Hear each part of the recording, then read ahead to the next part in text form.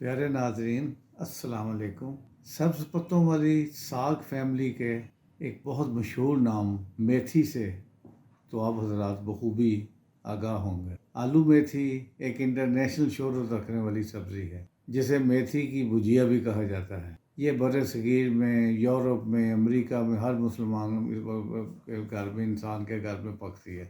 تازہ ترین نرم پتوں کے علاوہ اس کے بیج دوا کے طور پر بھی استعمال ہوتے ہیں، جنہیں میتھرے یا میتھی دانہ کہا جاتا ہے۔ یہ میتھرے اچار میں بھی لازمی شامل کیے جاتے ہیں، جس سے اچار کا مزہ بڑھ جاتا ہے، بہت بڑھ جاتا ہے۔ میتھی پکانے میں لذیذ ہوتی ہے۔ اسے سکھا کر کھانوں میں بطور مسالہ اور بطور خوشبو استعمال کیا جاتا ہے۔ پاکستان میں سب سے اچھی اور خوشبودار میتھی قصور کی میتھی ہوتی ہے، جو عالمی شہرت یافتہ ہے اور دنیا کے تمام ممالک میں پیک ہوئی ڈبوں میں ملتی ہے۔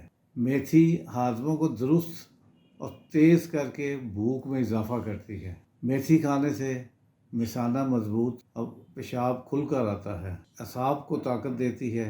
راشا میں ایک بیماری راشا ہے جس میں ہاتھ اور بازوؤں کے پٹھے کمزور ہو جاتے ہیں، اب مسلسل ہلتے رہتے ہیں، جس سے ہاتھوں کا کنٹرول ختم ہو جاتا ہے اور وہ ہر وقت حرکت کرتے محسوس ہوتے ہیں۔ آپ کپ اٹھائیں تب بھی آپ ہاتھ ہلتا رہے گا۔ میتھی سے وہ ٹھیک ہو جاتے ہیں۔ میتھی کے جوشاندہ سے خواتین کی رکاوٹ دور ہو کر روانی پیدا ہو جاتی ہے۔ میتھی کے جوشاندہ میں شہد ملا کر پلانے سے دمہ کے مریضوں کو فائدہ ہوتا ہے۔ میتھی کو پیس کر چہرے پر لگانے سے رنگ نکھر آتا ہے۔ میتھی کے دانوں کو گرائنڈ کر کے پانی ملا کر ہفتہ میں 2 بار سر دھونے سے سر کے بال نہ صرف لمبے ہو جاتے ہیں اور گرنے بھی بند ہو جاتے ہیں، یعنی بال گرتے بھی نہیں ہیں۔ گرم مزاج والے خواتین حضرات اسے پالک میں ملا کر کھائیں تو ان کے لیے مفید ہے۔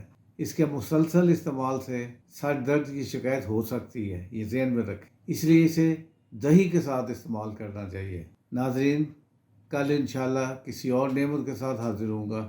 اگر آپ نے ابھی تک ہمارا چینل سبسکرائب نہیں کیا تو ضرور کر لیجئے اور اس کے ساتھ بیل کا بٹن بھی دبا دیجئے تاکہ آپ کو روزانہ اللہ کی نعمتوں سے مستفید ہونے کا موقع ملتا رہے۔ آج کی ایک اچھی بات، اگر آپ خوش رہنا چاہتے ہیں تو 2 چیزیں بھول جائیں: وہ برا سلوک جو کسی نے آپ کے ساتھ کیا ہو، اور وہ اچھا عمل جو آپ نے کسی کے ساتھ کیا ہو۔